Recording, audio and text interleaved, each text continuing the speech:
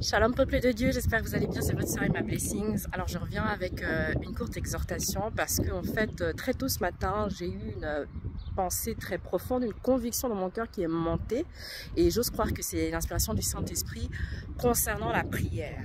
Très souvent nous avons des problèmes comme tout le monde, très souvent nous avons des préoccupations, des choses qui accaparent notre esprit et en fait au lieu de rechercher le secours auprès de l'Éternel, premièrement nous le cherchons auprès des hommes. C'est vrai que je vous ai fait une exhortation il y a 2 jours, je pense, où je vous disais maudit soit celui qui se confie en l'homme. Mais aujourd'hui, ce que j'aimerais vous inviter à faire, c'est avant toute préoccupation, avant toute inquiétude, avant toute lamentation, de d'abord prier, recommander votre sort à l'Éternel et après lui, il agira.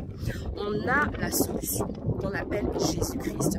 On a celui qui peut tout et qui opère tout en tout ce qui s'appelle Jésus-Christ. Mais très souvent, nous laissons de côté.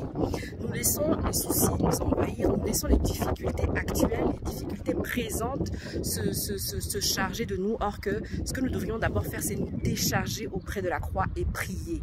Prier, mes bien-aimés, prier. L'apôtre Paul nous dira dans l'épître aux Thessaloniciens, prier sans cesse. Ça veut dire que c'est à tout moment qu'on doit prier. Il n'y a pas un moment qui est inapproprié pour la prière. Et partout où tu es, tu peux prier. Que tu sois dans le train, tu peux prier. Aujourd'hui, je suis à la gare, je fais une exhortation. Tu peux être dans la gare, tu pries. Tu peux être à ton travail, tu pries. Dans toutes circonstances, il faut simplement prier. Je pense que nous devons avoir cette attitude, sortir de la passivité et vraiment entrer dans la proactivité. J'ai un problème, j'ai un besoin, j'ai une requête, ce que j'adresse à Dieu. Je prie d'abord avant de me lamenter, avant de pleurer et avant de me confier à quiconque. Prier sans cesse, prier sans cesse.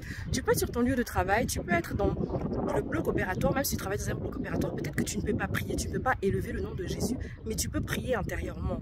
Ayons cette habitude de prier partout où nous sommes. Et avant toute chose, avant toute décision, avant tout changement dans notre vie, prions. Prions sans cesse, mes bien-aimés, il faut prier.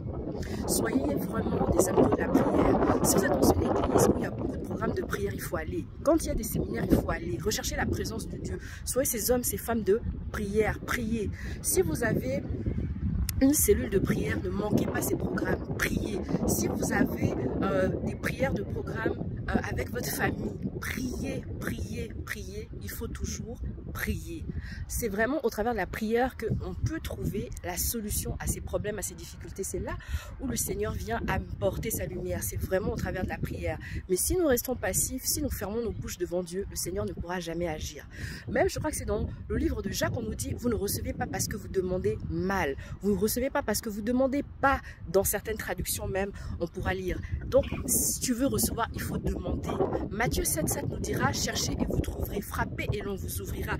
Si toi tu te mets en action, le Seigneur ne pourra que se mettre en action, mon bien-aimé. Là où tu te trouves, prie. Tu veux commencer une relation sentimentale, une relation amoureuse, prie. Pour éviter justement les « si je savais ». Tu veux commencer un business, prie. Tu veux commencer un ministère, prie. Donc toute chose, c'est la prière. Que le Seigneur Jésus-Christ te bénisse. Bonne journée, bon week-end de l'Ascension et prie sans cesse.